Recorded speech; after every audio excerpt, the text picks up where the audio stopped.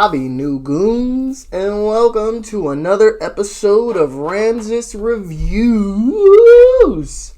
This might be a 10-minute review, I'll be honest, because there is a lot to talk about with this figure.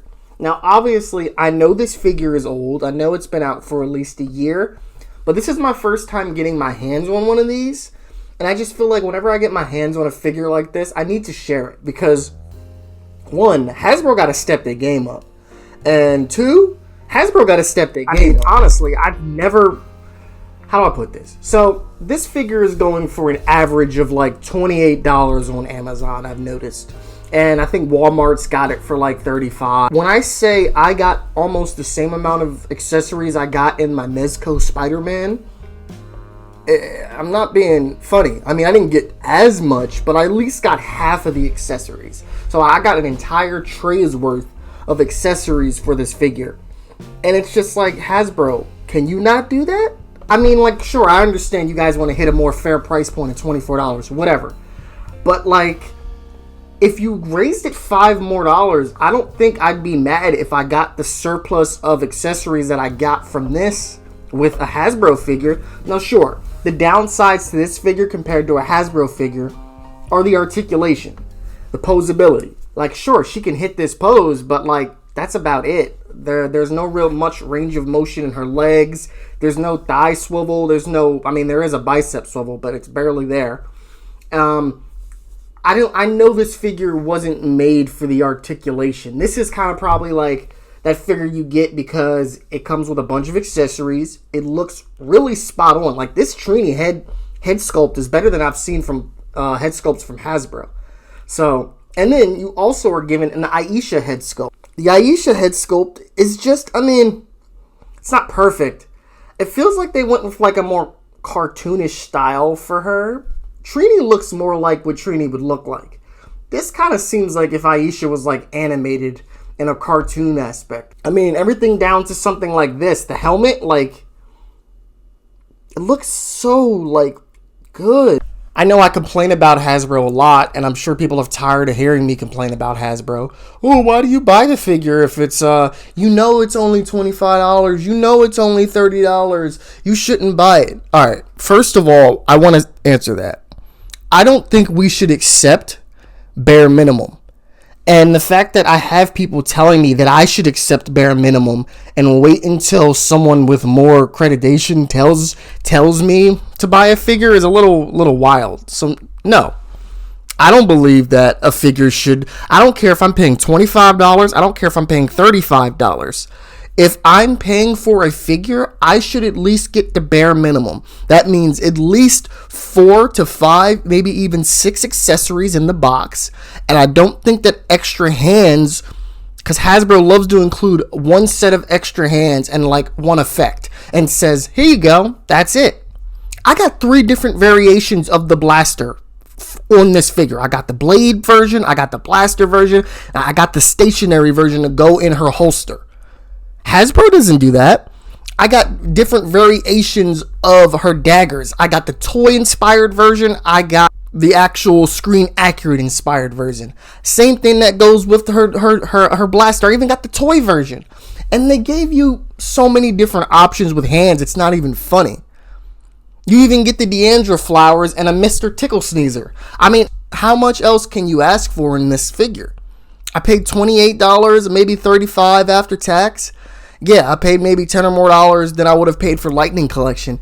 But what I got from it seems to be a lot better than what I would have gotten if I got a Lightning Collection. I like to stress this point enough because I think some people are confused. I buy figures of all shapes, sizes, and kinds. Matter if it's expensive, if it's Hot Toys, if it's Mezco, if it's SH Figure Arts, if it's Mezco, if it's Marvel Legends. I just like collecting figures of all kinds. It doesn't matter the brand, it doesn't matter the price. I like to give informative reviews on these figures where I feel like others are doing you a disservice. So, and what I mean by that is, I feel like there are people who don't actually care about what your thoughts or what their thoughts on this figure are, and they just kind of want to rush out a video. Doesn't matter what the length is, doesn't matter what the subject matter is, as long as it talks about this figure in general. And sure, we can go through the history of this figure. We can go through the history of Power Rangers. I'm not here to do that. I love Power Rangers. I've been an avid fan since I was a kid. But like, I'm not about to sit here and give you a bunch of bloat information to make my video longer. What I will do is I will explain that this figure has its drawbacks and it has its cons. Some drawbacks to this figure are its articulation. It doesn't have the greatest range of motion. But like I said, I just like the fact that I can get her in poses. Now don't get me wrong, it took me a long time to get her into that pose. She actually fell multiple times before she stood up. But then again, she has thinner legs. I'm not upset about that. A pro I can mention is the accessories, the surplus amount of accessories, the different options. You come with 2 head options. Getting an Aisha and a Trini head sculpt alone should be enough to make you go, wow, these people care about me. And that's the thing I like to stress. I don't want to spend my time making a 15 to 20 minute video about a figure that doesn't deserve that. So yes, with the Marvel Legends figures, I try to keep those between 5 to 10 minutes. And I stress that in my videos, that the reason why I keep them so short is because I know they are lower end figures and I know they don't usually come with the most accessories. So I don't want to waste my viewers' time by making them watch a 30-minute video about that figure. But that does not mean I'm not going to stress my complaints with that figure and with Hasbro. And that's where I go back to the point of, if we don't make them do better, who is going to? Because obviously the people who are getting stuff from them and getting paid are not doing anything to tell them, hey man, these ain't good enough. Someone's got to do it. As mentioned in my out-of-box first impressions / unboxing of this figure, I did do articulation. I covered that in the unboxing, as well as covering what accessories featured in that. What I want from this is I want Hasbro to do better. I want Hasbro to see this. I want you to see this, and I want you to tell Hasbro to see this. Do better. I don't mind paying $5 extra, $10 extra bucks to get a figure of this caliber, to get a figure with so many accessories. I mean, like, seriously.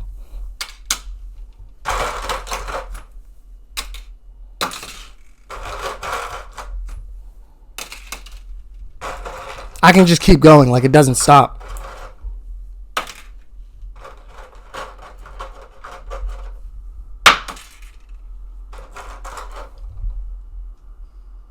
I will say I can 100% recommend this figure.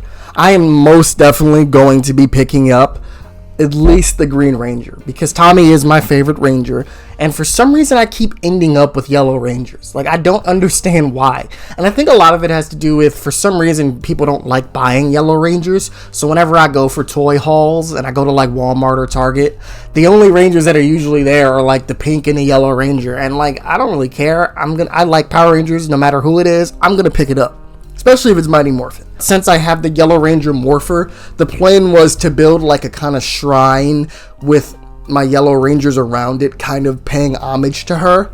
I wanted to do that for Tommy, but when I was trying to buy the Master Morpher a couple months ago, it was just nowhere in stock, so I ended up settling for Trini's, because I just wanted to have a Morpher in general. If you're looking for reviews that get straight to the point and tell you about the figure and don't waste time giving you bloat information, or don't waste time pandering, trying to get more views out of you, then check me out.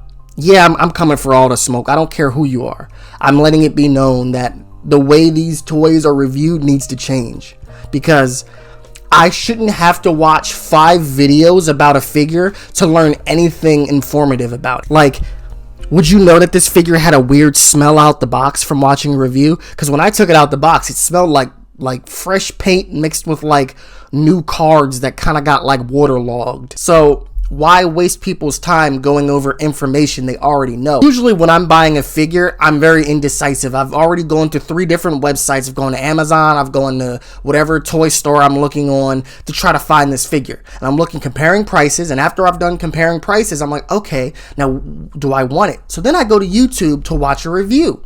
Now, I usually try to find the reviews that are around 10 minutes long, because I really don't want to watch a 30-minute review on a figure that only has like 5 to 6 accessories. So that's why I started my 5-minute review series, because I wanted Marvel Legends to get a highlight but I didn't want them to take as much time as I felt they took.